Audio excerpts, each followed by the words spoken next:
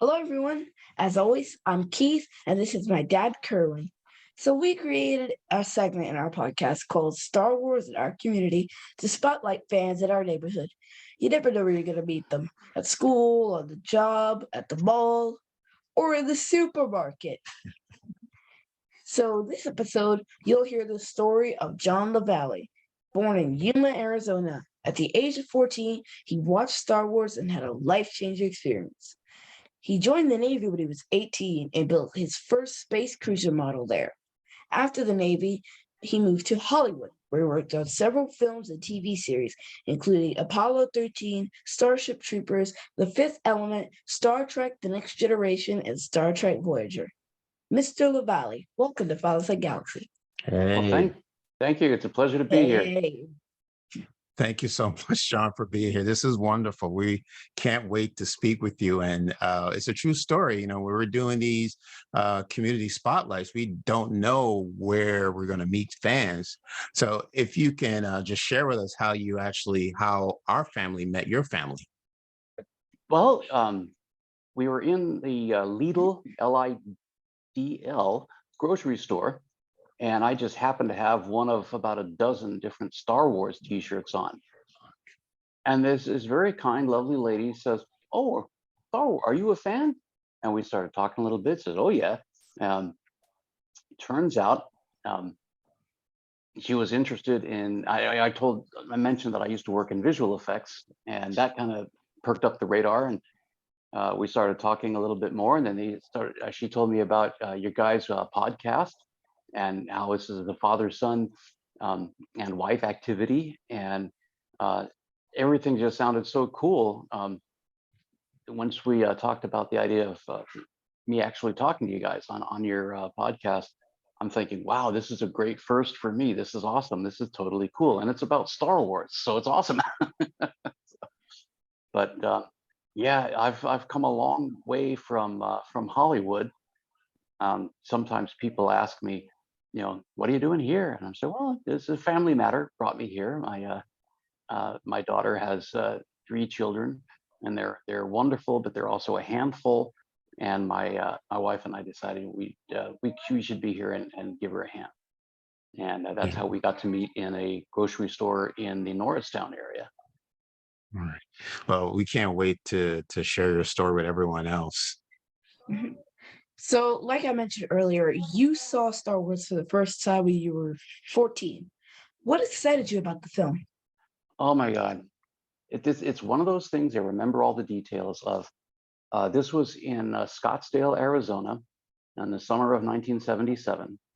I was 14 years old, and I had heard the ad for Star Wars on the radio, but didn't really pay much attention. And so when my folks say, let's go see Star Wars, I'm like, well, okay, yeah, sure, whatever. We waited in line for about 3.5 hours. And the theater we saw it out no longer exists. It's was called the Cine Capri, and it was a state-of-the-art theater. 70 millimeter projection, Dolby stereo sound. It had a wide screen, a wide curved screen. And I just happened to be the first person to walk through the line or walk into the theater when they let us in. And I found the geometric center of the front row to sit in. And my vision was taken up entirely by the screen. And oh, wow. When that Star Destroyer comes over the screen and just keeps coming and coming, and the front end of it disappears in the distance, and it's still coming. And then the only time I had any difficulty was in the scene with Greedo and Han in the cantina, and I'm having to read Greedo's lines. It's like watching a tennis match, trying to read. But when the picture was done, I was so excited that I could feel the muscles in my legs were jumping. It was that much adrenaline surging through a 14-year-old kid. Like I said, I have never recovered, and I don't think I ever want to.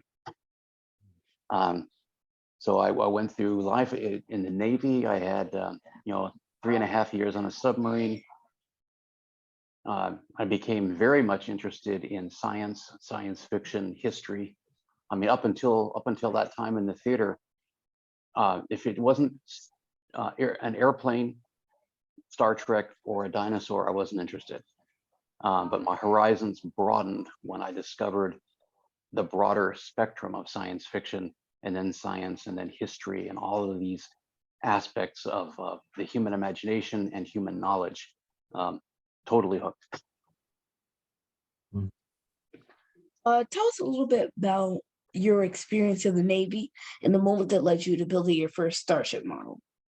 Hmm. Well, the submarine, even on the outside, some of them can look pretty large, but once you get inside, it's cramped. It's almost as if space for the crew is considered as an afterthought. Yeah, the equipment and the weaponry and all that takes priority. But we still had a little bit of space. And we also, when the submarine is in port, when we're in home port, we have barracks, which we can, move into. They're like an apartment building. You get 3 or 4 sailors to a big cinder block room with 4 bunk beds and 3 lockers, and so on. Well, I was in that situation. I was working on a model, and it was a model of a German ship called the Graf Spee. Excuse me. And I had 2 of those models because I was building one for a friend and one for myself.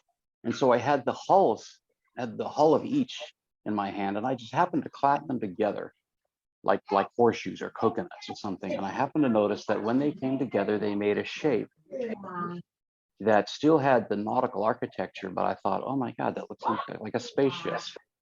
And so I taped them together and modified a few things, and realized that I was making a sci-fi space cruiser literally out of model kit parts from something that was very far removed from my sci-fi ship.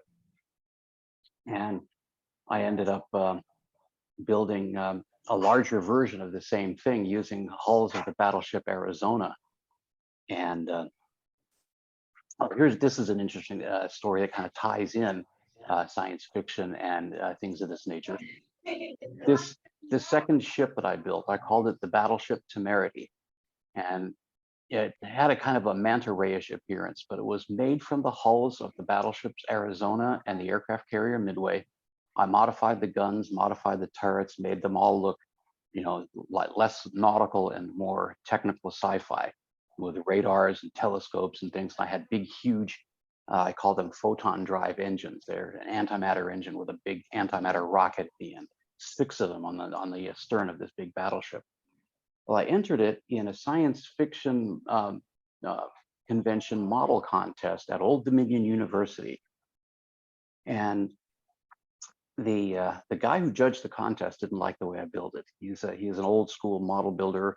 He said, real men don't use decals, was his approach. And I'm like, well, okay, I later learned real men don't have to meet production deadlines, but I accepted his challenge in my profession and learned how to make everything from scratch. So I can, but that doesn't mean I always want to. If I wanted to build a model of the Starship Enterprise, there's some really nice kits out there. One that's like 3 feet long. Why would I want to build it from scratch when this other company has done most of the work for me? So anyway, I had this model battleship in this contest, and the judge didn't like it, but everybody else did. And I found out about it when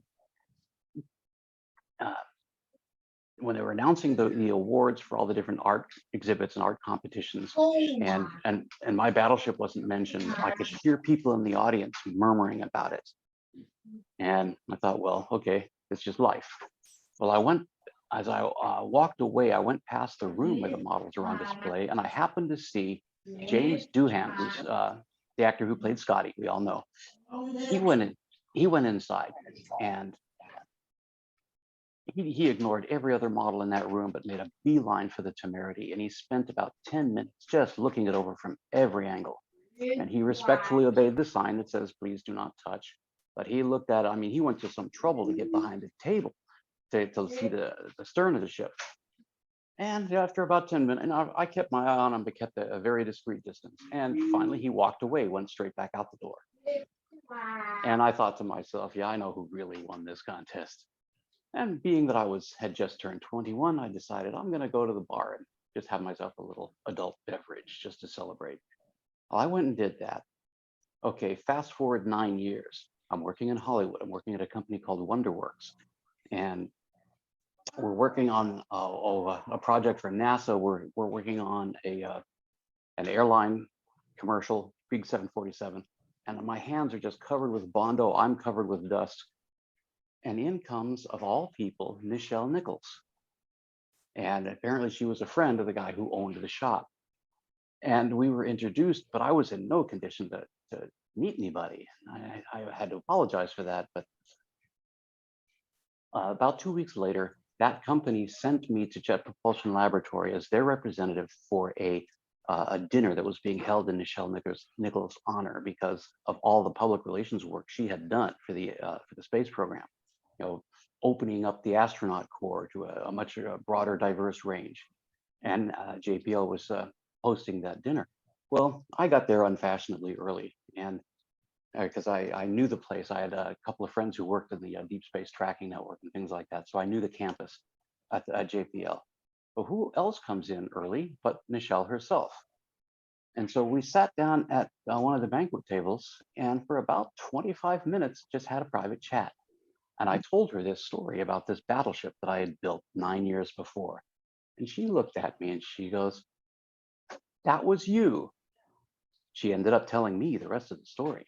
And the rest of the story was that while I had gone to the left to go down to the bar, James Doohan had turned around to the right and gone to the green room and picked up her and George Takei and brought them into the model room and showed them this model.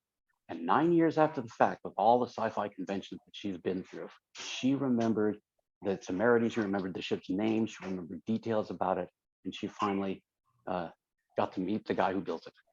And so I was just totally floored. But and it's a shame, you know, human life is so short, and she passed away recently. But I always thought of her as one of the most gracious and wonderful people in Hollywood. And I still think so. John, you said you created your models from scratch, so you didn't have any type of blueprint. There wasn't a how-to book on putting the models together. So how did you know how to do that? And what type of tools did you use to put together these models? It depends. If I was working on a movie like The Fifth Element, the blueprints are already done up for us, and we can work straight from blueprints as if we were building an architectural model. But if it's one of my own designs, I will often just do it in here. You know, I can't compare myself to Mozart, but Mozart used to write his symphonies in his head before he put pen to paper. And I would often do the same thing with a model, a science fiction model. I have a range of space cruisers from near future stuff to far distant future stuff. I've got a submarine aircraft carrier still inside my head. Now I'll usually do a few drawings like a plan and an elevation to give me a start, but very often when it's done, it'll have departed from those original drawings to begin with. So I can work from a thumbnail sketch on a cocktail napkin, and I have, to detailed blueprints and CAD renderings, whichever the source. And what supplies did you use? Where did you get your supplies? It had to be tricky on a submarine because you can't just bring, you know, a gallon of lacquer thinner onto the boat. The atmosphere of a submarine is critically important, and so you can't just bring anything in. But I would bring very small quantities of model glue, small bottles of paint, and under conditions where I didn't let the stuff get spilled or otherwise introduced into the atmosphere, I was able to do that. So I was able to make some progress on some of these models while we're underway, you know, in my copious free time, which was not very little.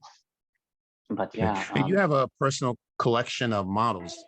Can we take a look at what you have? You could show us and describe for people who are listening to us, you know, what the models are. Let's start with, since this is a Star Wars program. Yes. Let's start with some Star Wars stuff. That is I call that a TIE gunship. That's one of my own designs, but it's still, working within the, Sinar Fleet Systems story of Star Wars items. Mhm. And we'll go And what over was here. supplies for this ship? Go back to the ship, John. What did you exactly use? What supplies and tools did you use to build this? Okay, let me turn it around. If you recognize those wings, those are the wings of a TIE interceptor. And there's a little model kit made by Revell of a snap together TIE interceptor.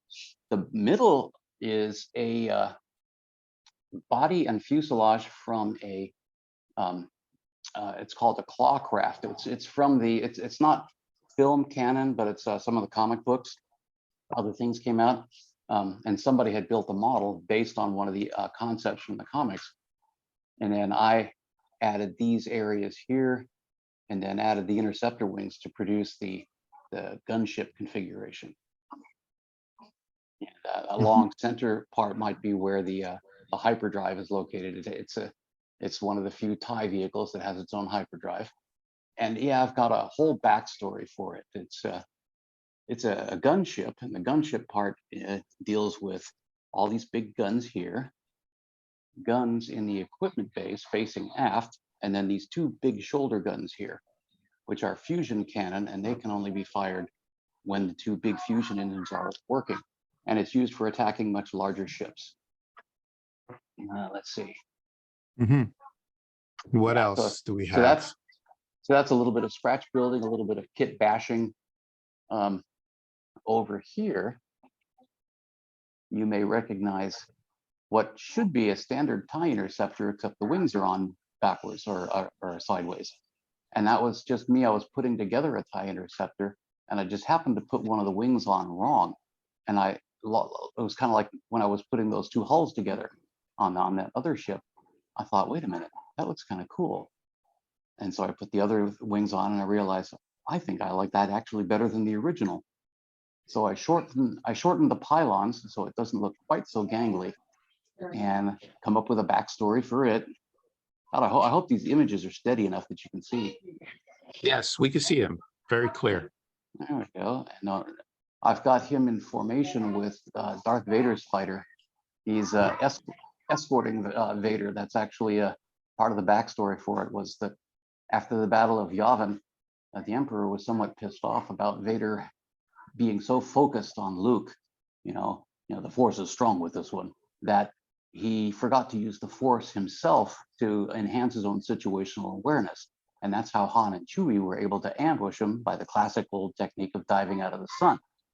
So the Emperor says, fine, we're going to give you a dedicated escort who doesn't engage in battles or anything like that. His purpose is to simply defend you. And so this Mark II TIE interceptor was developed by the guy who was handpicked by Vader. Needed to find someone who was an extraordinarily skilled pilot, but had no sensitivity to the Force whatsoever. And that was a tough combination to find. But in my backstory for it, that's him. All right. Here's I see another, the Enterprise back there. Oh yeah, here, let me let's get over here. Wow. Are those working lights? Yes, they are. This is the Bandai 1/850 scale model of the Enterprise, and it's the paint job they did was wonderful, but the interior lighting they gave was horrid. And so I literally threw the entire factory-made system away and put in my own system of 21 bright white LEDs, all hooked together in parallel. So it's one big, fat, happy parallel circuit altogether. And let's see if I can get a nice stern view.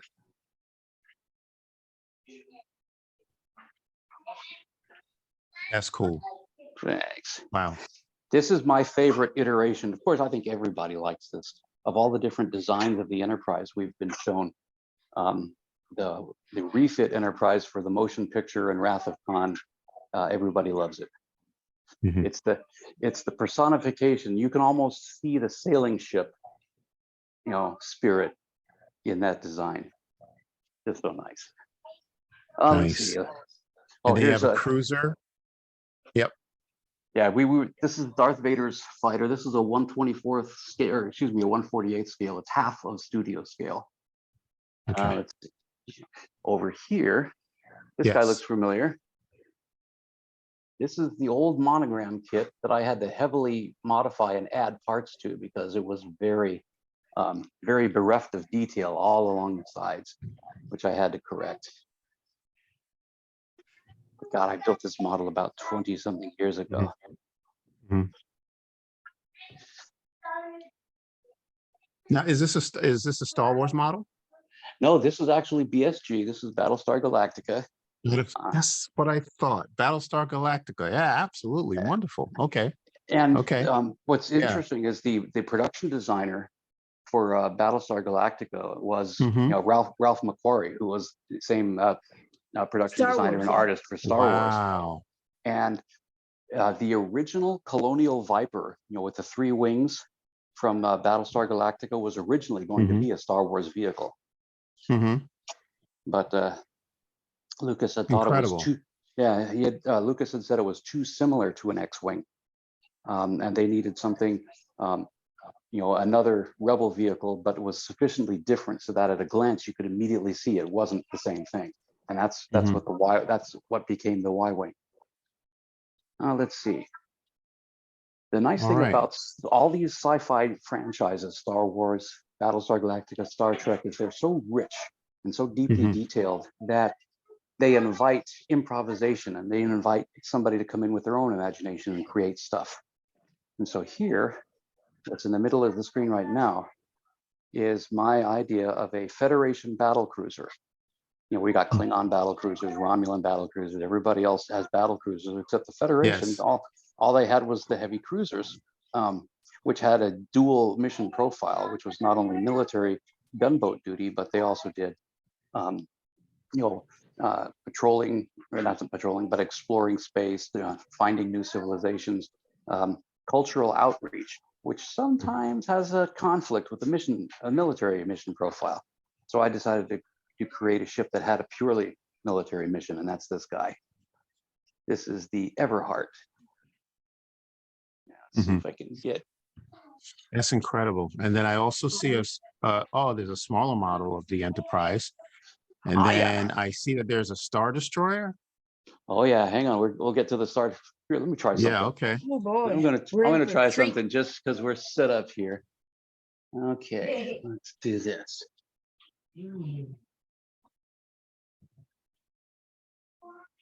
Oh wait, where am I?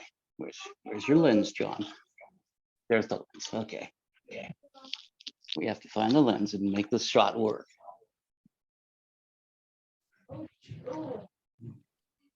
Gotcha. Look at that. There you have it. That's right. Oh, it's the exact shot in the open. I get it. Yeah, that's awesome. Did that work? Wow. Not bad for a little improv. That was pretty good. That's wonderful. Oh, and the reason I brought that little bitty Enterprise is because I've got this here. That's a Russian-made model kit. I've only mocked a few pieces of it together. Hang on, I just lost there we go.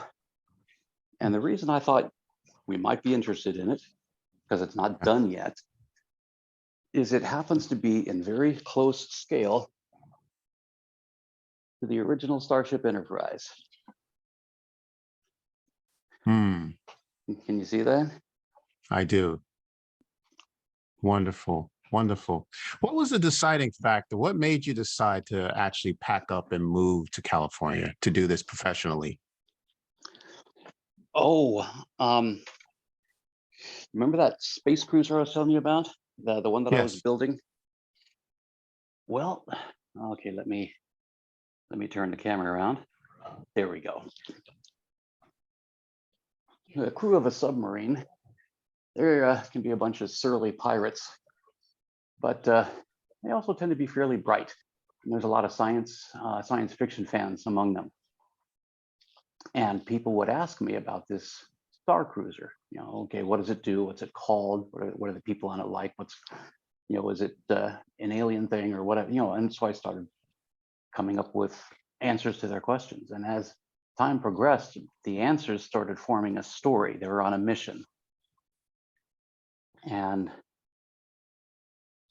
as this progressed, and of course it got involved with that big battleship, the Temerity, it became a fully fledged science fiction story. Well, I had come onto the mess decks one day. I was planning to get a cup of coffee and go on watching the torpedo room. Well, around the corner on the mess decks, they couldn't see me, but I could hear 6 guys at a table having a conversation. They're playing cribbage. And their conversation, being young men, they could be talking about cars, you know, sports, old sea stories. They were talking about my story, which became called Race to Olympus, or excuse me, Escape to Olympus. They were talking about it, and I had left it on a cliffhanger just the day before.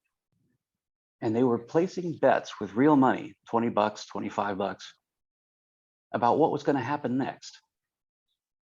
And some little light went off in my head and said, you know, people are spending money based on a story of mine, and I'm not getting any of that money. So I thought, I better go to Hollywood. So I decided, you know, I need to make a choice, because I was also considering trying to join the SEAL team. And I thought, you know what? I really have a passion for this. I would like to tell stories. I like these sci-fi concepts, these spaceships. I enjoy this stuff. I better see if I can find a way to make a living at it. And so a few months later, I got out of the Navy.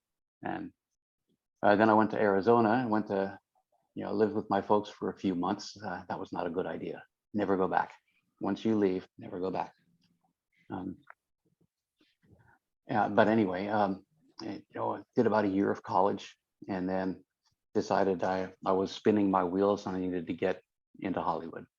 So I got there and took a bunch of photos of models that I'd built and started shopping them around, gradually finding little bits and pieces of work here and there. The first thing I got to work on was a TV show called Max Headroom. Then I worked on a television series based on the 1950s movie, The War of the Worlds. I don't know if you remember that. I didn't really care for it. It was very low budget, but we did some cityscape work for it, just like I did for Max Headroom. And I had a real job. I was working for, my employer was Xerox Corporation, but I was working at a law firm that had as one of its senior partners a guy named William Ginsburg, who was Monica Lewinsky's family attorney. So that was all kind of fun. And gradually started getting work and more work, so that I reached the point where I had to quit my real job, because that's the only way to have time to do these Hollywood fun jobs. And that's how that happened. And your first film was it Apollo 13, the first film you worked on? The first movie I worked on was Army of Darkness. Okay. Yeah. Yes. We did. Or as we called it, of course, in the industry, we love to make fun of the titles of films. Army of Darkness, of course, became Army of Dorkness. Let's see. Starship Troopers became Space 90210.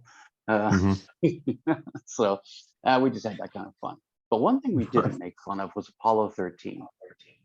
And when I think about it, the work I did on Apollo 13 was, this may sound a little strange, but it was spiritually satisfying.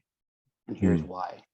We didn't build the models. Those were being built at a shop called Digital Domain. But what we did at Wonderworks is we built a number of full-scale, full-size props, sets. One was the interior of the command module.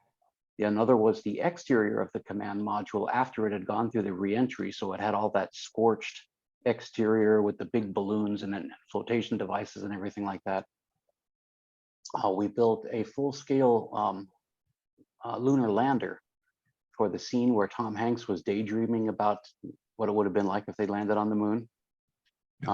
We built that. And then we built the other lunar lander, which was half of the lunar lander leaned up against a wall. And that was the lunar lander simulator that they had, that Gary Sinise and his team were working on for trying to figure out how to get, how to solve the problem that the astronauts were encountering. So anyway, we two really cool things happened. Well, first is very shortly after we finished making the interior of the command module, we got a visit from Dave Scott, who was the mission commander from Apollo 15. And he asked to if he could go inside our CM interior. And of course, he's royalty to us. He commanded an Apollo mission. What are we going to say? No, you can't go in. Of course we did. We let him in and we left him alone. And he was in there a good 15 minutes. Finally, he stuck his head out of the hatch. He looked at us. He said, guys, I could fly this.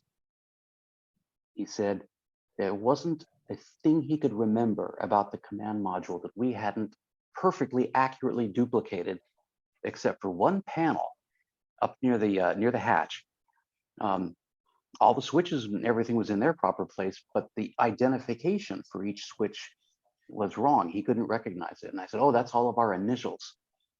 That's us. That's our artists signing our work. So he really enjoyed that. And then the other thing that was totally cool was when we were filming the recovery scene, the command module that we built, the exterior, is floating in the water, and the actors are coming out of it. The Navy divers are there. There's an old Navy Sea King helicopter hovering, and then there's the camera helicopter, and then there's the service barge for the shot. Well, Dave Scott and Fred Hayes and Jim Lovell, who were the two surviving astronauts from Apollo 13, were on that barge. And I was near them, but I was working on something else. I could hear their voices. I couldn't see who said what to whom. But one of them said, and this is a family program, so I won't say exactly what he said, but he said, something, this feels like going back in time. And I thought, man, this was more than just a paycheck. You can tell us exactly what he said when we're off the air. Yes. I'm turning 11 soon. I can take Oh it. my goodness. Yeah, I will let your imagination go to work on that one, and you will probably be right. but yeah. Yeah, wow, the praise does not get better. That was from on high. It was, like I said, it was more than just a paycheck. This was something spiritual. We helped tell the story of Apollo 13, and it was an excellent film. In fact, Ron Howard was so impressed with the quality of the sets we made for him that he did something very unusual. Usually in film production, the opening credits and closing credits are arranged long before the film is done, certainly before it goes into post-production. And so a lot of guys in post don't get their name in the credits. That's why I worked on 15 pictures and my name is in the credit of 2 of them. And it's all just because post-production is the redheaded stepchild of the film industry, always has been. Well, Ron Howard made certain that our names, everybody involved in the Apollo 13 project at Wonderworks, got their name in a special thanks section down at the end of the credit roll. So if you want to find, that is incredible. Yeah, Yes. Yeah, Ron was a class act. There's no question about it. What an incredible story that is. Wow. And Apollo 13 is a great film. Keith has not seen it yet, but No. yes, but now that you've mentioned it, that is something that we're going to put on the top of our list, because that is an absolute, it is a work of art, that film, with the acting and the production design and the music, that all came together, telling that story about, something, that happened in true life. It was a wonderful story. My I don't really have, I don't know if I would maintain the connection if I was to drag this phone down into the basement, which is where my model shop is, but I also have my music and movie collection there. I don't like the idea of relying on a cloud service, like a movie service or a music service. If a book is worth reading more than once, if a movie is worth watching more than once, or if a piece of music is worth listening to more than once, then I want my own copy.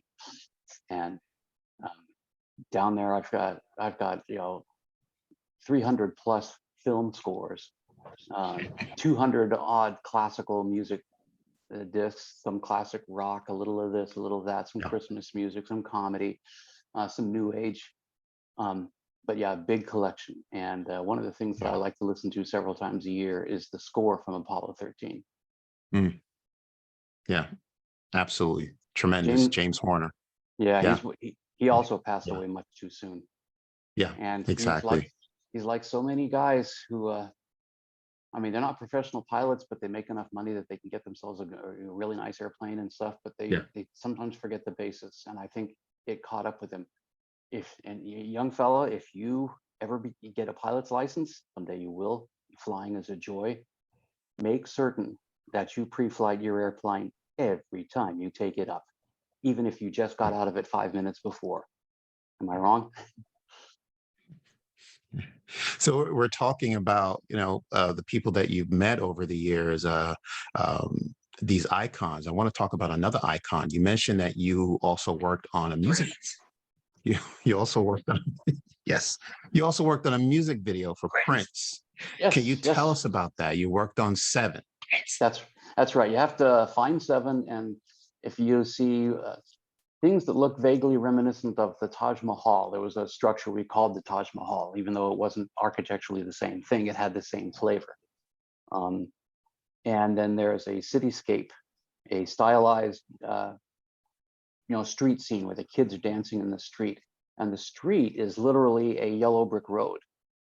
The models were the street was a life-size yellow brick road on the floor of the soundstage, and then they were taped off.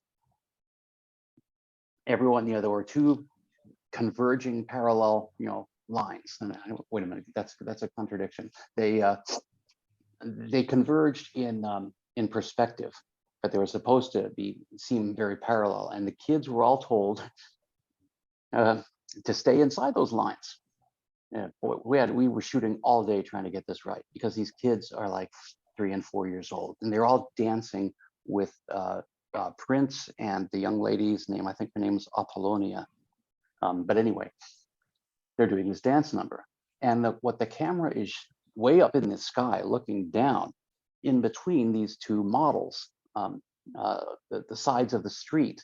And those are very close to the camera. It's called foreground miniature photography, where part of what your camera is looking at is way in the distance, and the other part of it is real close, and all of it has to be in focus. And so, if you watch the video, you'll see what I'm talking about. And just imagine that every once in a while, one of those kids will run across the line or jump across the line, which means they literally disappear under a building. So that was kind of fun getting that to work. How was it that you were chosen to work on the video? Did you have a connection with the director? And if it was the director, did this director come forward to explain to you what it was Prince was looking for, or what the video was about? Like, how did you know what they needed out of the video from you? Those were conversations I wasn't a part of. I was just one of the hired, sculptors, model builders on that particular one. But yeah, Gotcha. whoever it is producing the video will be just like any other production. They got somebody who's going to try to find a group of people, maybe an effects house or a sculpting shop that preferably has done this sort of thing before, so they've got a track record. And one of the advantages we had is that the owner of our shop, his name was Brick Price. He was also known in the industry not just as a model shop owner, but as a director of miniatures photography. He was one of the best in the industry. He was very good at making something 3 feet long look like it was 300 feet long. And that kind of perspective, knowing how to light it, how to shoot it, what kind of lenses you need, everything to get the right perspective and the right scale. Lighting the works, he was very good at it. So with those 2 things going for us, a producer would find a shop like ours. They do some preliminary interviews. What kind of services can we provide? Everything from design to final execution. So you have worked in the film industry for over 15 years. What made you decide you wanted to leave Hollywood? Oh, the fact that I was born too late. Like I say, I was 14 when Star Wars came out. So, and that's what kicked off the whole sci-fi special effects movie boom. But then also computers started coming in. And I was watching, we're working on The Fifth Element. We had a crew of over 100 people. And Fifth Element was in production, Titanic was in production, Starship Troopers was in production, Dante's Peak, a whole bunch of other pictures. There was just a lot of work. The Titanic went so far behind schedule. They were literally going out to Venice Beach, finding homeless people and saying, we'll pay you 20 bucks an hour. Here's a bottle of glue. You're a model builder. That's how desperate they were. Turned out to be not a good ploy, because you get somebody with so little experience that you have to watch them. You reach a point where you're wasting your own time. But anyway, that's how bad it got. But I was also looking at in the trades, the Variety and the Hollywood Reporter and other papers where upcoming projects would be discussed. And so many of these projects that were in production right now had gone behind, behind schedule and over budget. Producers were getting to be very leery about touching an effects-heavy project. So yes, we were feasting now, but I saw famine coming around the corner. And that was the fact that more and more work was going digital. And while there were people who,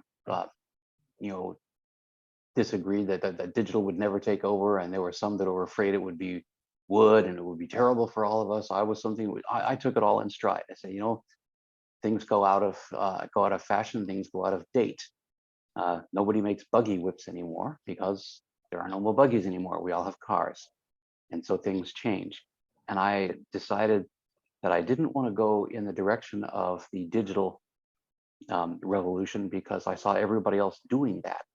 And I was watching the wage for digital guys go from like $85 an hour to $55 an hour to $40 an hour. And I was watching that with one eye. While in the other eye, I was watching all my colleagues in the optical effects, signing up for courses to go digital, learning the technology and learning how to do that.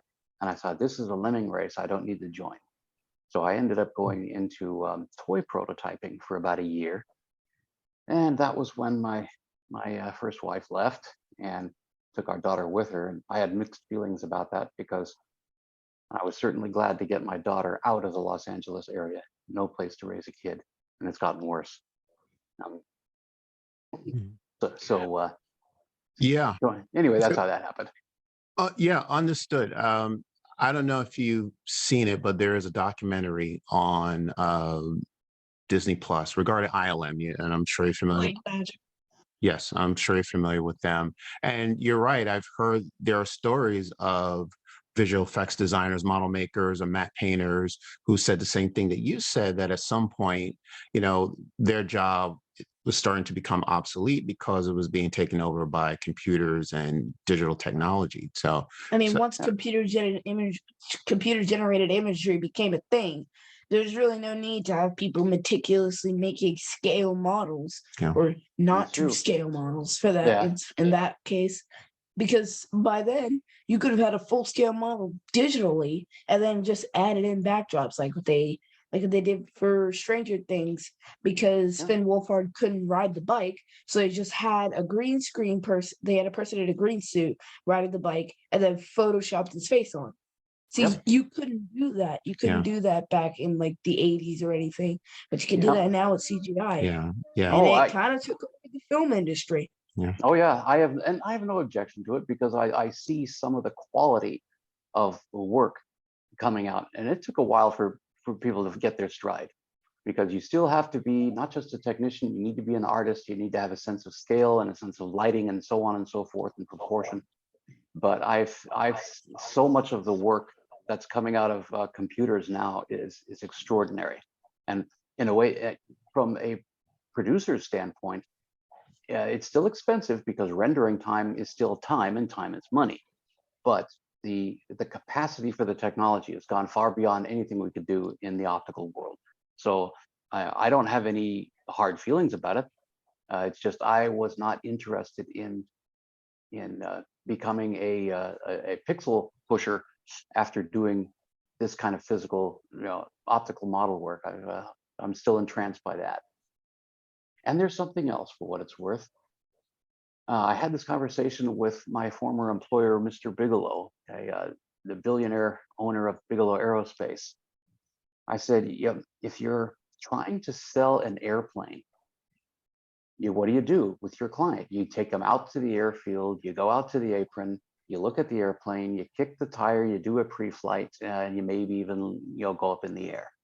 All kind of things. But when you can't do that because the thing you're trying to sell your client doesn't exist yet, then you have to do something else. And I said, but so you've shown him the PowerPoint presentations, he's got the brochures, he's seen all the artist concepts, and it's all two-dimensional and it's all very abstract, and all this information sits in one hemisphere of the brain. I said, but there's something a model can do. I said, if you treat a model not as a glorified toy, but you treat it as a form of communication. Now all of a sudden you've got this model that has his company or his country's flag on it, or his company logo, and it's exquisitely detailed. I mean, just like any other movie model. Then all of that information that was from the PowerPoint presentations and the sales brochures goes to the other side of his brain, the intuitive side, and it makes him feel a hell of a lot better about signing that first $50 million check. And Mr. Bigelow looks at me and he says, "You're right. I've got an idea." And so he took the model concept that we were building just to make models for the history of his company, and we started using models as sales presentations, so that when he had one client out in Houston that they were looking at investing heavily, and this was before the first market crash and everything like that. Those things happened. We built one of those models and had it suspended from the ceiling in his lobby, so that every time he walked in and walked past, he was reminded by this three-dimensional thing, physical thing that was in his space and 2 feet in front of his face. It reminded him of what he was doing. And as it turns out, they still want to purchase, but they had to put things on hold for a while. In the meantime, our first client ended up being NASA. We put one of our inflatable modules on the ISS. But here, let me show you something. Now that let me reverse again. Let me reverse again. There we go. This is a model of the Genesis spacecraft that I helped build. I even designed a couple of interior components, and then I built this model. And this is a 1/30th scale. And in case you're wondering how big the thing is, the two of them are still in orbit now. This is, imagine me, I'm 5'10", and at 5'10", if I was in a NASA Apollo era pressure suit, that's how big the Genesis orbiting spacecraft are. So this is an example of me building from both a kit and scratch, because I scratch built the entire thing with all of its components, that bit at the end, the solar panels, this inflatable section here, all of that I built from scratch. And then I built I took silicone rubber models, or silicone rubber to make molds. Got ahead of myself there. And so this that you're actually seeing on the camera is an assembled kit that I was able to make. Oh my God, that is amazing. Let me just say, John, so to our listeners, who are missing out, go to our YouTube channel and subscribe. Well, thank you, Keith. This is something you really actually need to see. So we implore you to just go and take a look at this video. If you want to still listen to it, fine. But I think you would get a better understanding of what you're seeing and how it's being explained if you go to our YouTube channel and look at this episode. This is incredible. And by the way, are you subscribed? Okay. As a matter of fact, I am subscribed, but because I'm so tech illiterate, I haven't gone Yeah. to the YouTube channel. But I will, because now I'm kind of curious to see how this stuff looks. I've been wanting to go and just kind of listen to what you guys have been done before. Sure. I figured, and I keep putting it off. I don't mean to, but maybe I got to stop putting it off now. But No pressure, John. John, no pressure. No pressure at all. Okay. well, I think I'm going to enjoy it. I'm also going to tell a couple of my friends. I recently got back in touch with somebody I knew in high school who is also into Star Wars. He's in the 501st Legion out in Mesa, Arizona. And I'm going to tell him about y'all's podcast here and say, these guys got a Star Wars thing going on here. And they got, you've got some history. You've interviewed some people, not just me, but I mean, some people with some real credentials in Star Wars. And so I'm going to guide people to your door. Everywhere. Yes. How awesome is that? Wow. Yeah. The Nelson 501st. Yeah. 501st are very important in the Star Wars community. John, we do have one last question that we want to ask. Keith is going to ask it. So, have you taught model making to others? Because you're so great at it. Maybe you should teach like a master class. I've thought about that, doing a video, perhaps, model building for dummies. I mean, because they've got everything else in the world in that For Dummies series. Why not? Absolutely. That's actually a very good question. And yes, I do like teaching. It's kind of funny. When I was working on The Fifth Element, I was, one of the senior guys on a crew of over 100. And it was one of the other guys who told me, he says, don't be so quick with our secrets here, man. Because he was afraid, like I said, the computers were taking over the industry. He was just paranoid about everything. And I said, are you kidding? And I said, there was this one young lady. Oh my God, she was from Thailand. She was by background a sculptor, but this was her first model building job. And when all of us were told to make a bunch of rooftop fixtures for The Fifth Element. Here, let me turn the camera around now. Mm-hmm. Yeah. There we go. This young lady, her name was Kataya. She put together the most incredible piece of artwork that also looked very technical. We had one of our tools was a laser cutter, and laser cutter would cut whether cardboard, wood, metal, or plastic. A sheet, and then you tell it to cut a certain pattern, it would cut that stuff out.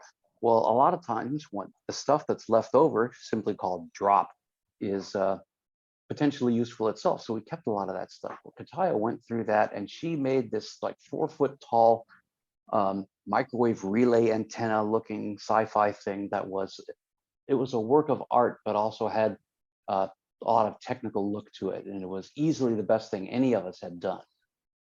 And I remember teaching her things about, techniques of molding and stuff like that. And I thought, she was also teaching me something. And she taught me for molding, if you got a silicone rubber mold, one of the things that helps the resin get into all the details, all the nooks and crannies, so you don't have a lot of air bubbles and things like that, was to coat the interior of it with baby powder. Because the texture of the baby powder breaks up the surface tension of the resin, and it just makes it capillary into everything. Well, this person with 6 months experience was talking to somebody with, years of experience and teaching me. So it's like, someone can teach me, I can teach others, and it's all good.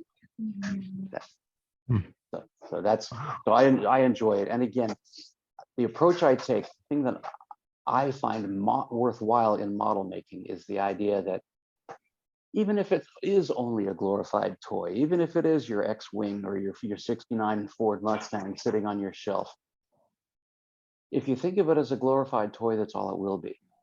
But if you care about the subject matter and you bring your knowledge and your passion with you into the project, you will turn that model into a message. It's literally a form of communication. Wow.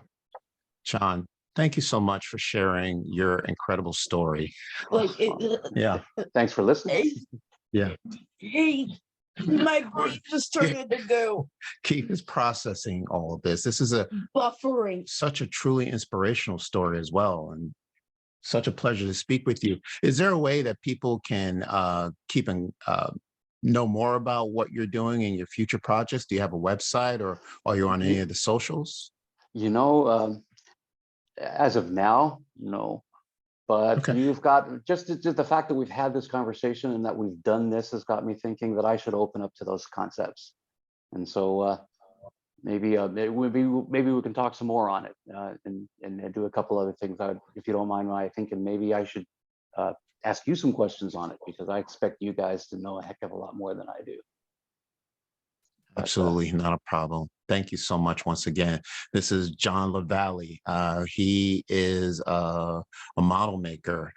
He is part of our Star Wars community. This is why these segments, when we're spotlighting our fans, is very important. You know, these are the unsung heroes that we love to share these stories with you. Well, now there's some. Yes. So thank you so much once again, John. no problem. You guys take All care. right.